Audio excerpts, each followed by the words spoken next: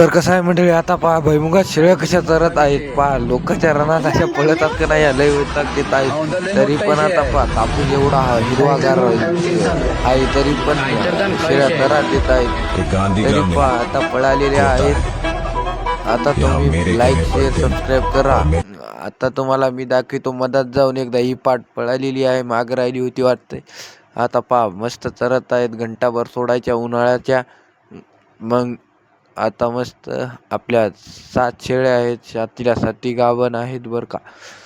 आता मस्त पिले पिले पण आपल्यापाशी 20 पिल्लू आहे. कोणाला लागत असले तर कमेंट करा. बकऱ्याची क्वालिटी तुम्ही पाहू शकता. तर पहा आता शेळ्या, पहा पिले कसे पळत आहेत.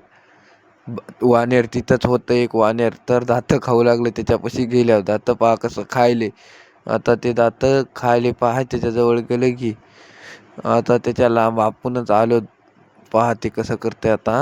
हे दातं खात आहे. तर धन्यवाद.